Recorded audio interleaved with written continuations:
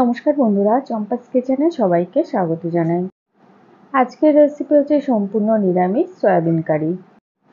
High protein সমৃদ্ধ এই খাবারটা ভাত কিংবা রুটি দুটোর সাথেই খেতে কিন্তু বেশ ভালো লাগে। খুব সহজে নিরামিষ দিনে এই রান্নাটা আমি কি করে করি, চলো তার রেসিপিটা চটপট দেখে নেওয়া যাক।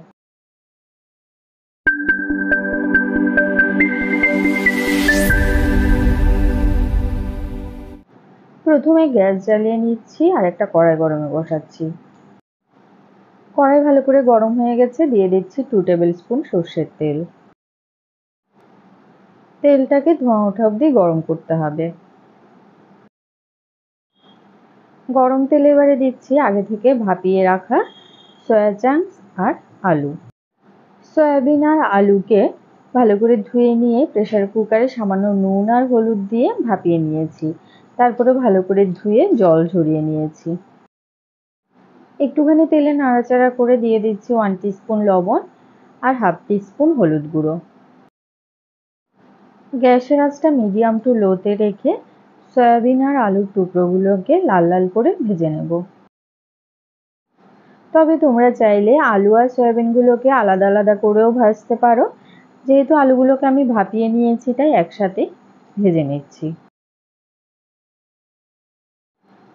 সয়াবিন আর আলু ভাজা হয়ে গেছে, এবারে একটা পাত্রে নামিয়ে রেখে দিচ্ছি।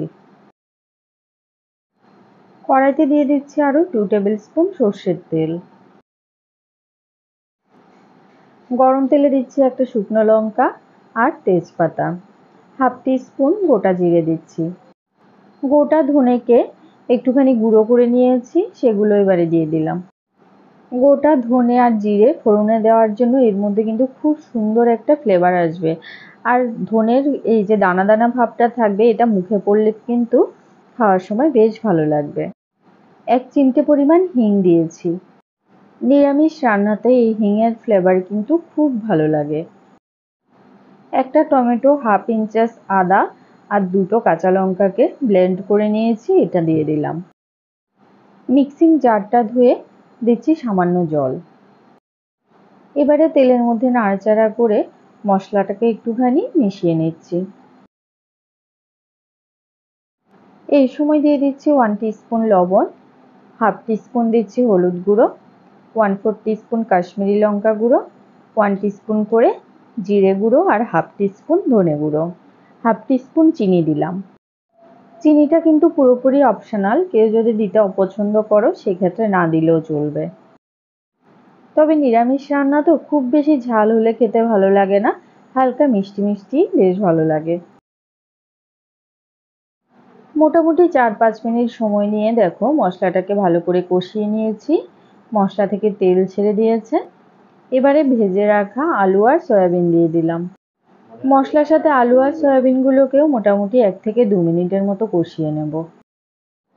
আমাদের চ্যানেল চম্পাস কিচেনের রেসিপিগুলো যদি তোমাদের ভালো লাগে তাহলে অবশ্যই চ্যানেলটাকে সাবস্ক্রাইব করে নেবে এবং পাশে থাকা বেল আইকনটাকে প্রেস করে দেবে। এতে করে যখনই আমি নতুন ভিডিও আপলোড করব সাথে সাথে এই নোটিফিকেশান তোমাদের কাছে পৌঁছে যাবে। কথা বলতে বলতে এদিকে সয়াবিন মশলার সাথে ভালো করে কষিয়ে নেওয়া হয়ে গেছে। এবারে এর মধ্যে দিচ্ছি 2 কাপ জল।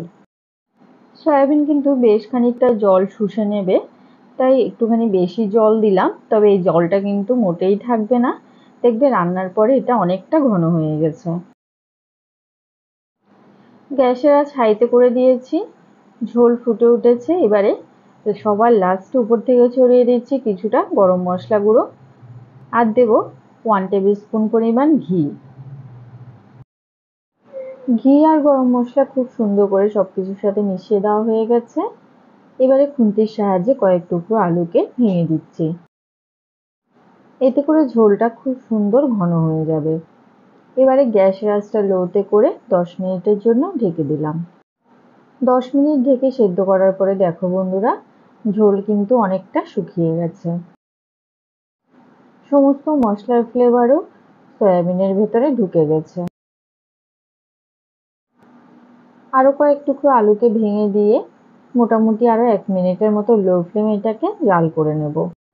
দেখতেই পাচ্ছ ঝোলের চারধারে খুব সুন্দর করে কিন্তু তেল ভেসে উঠেছে। এই সময় গ্যাসের আঁচটা অফ করে দিচ্ছি।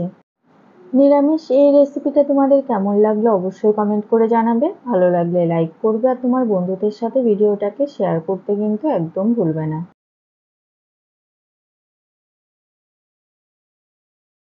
এতক্ষণ আমার পাশে থেকে ভিডিওটা দেখার জন্য অনেক অনেক ধন্যবাদ। ভালো থাকবে, সুস্থ থাকবে। পরের ভিডিওতে আবার দেখা হবে। বাই।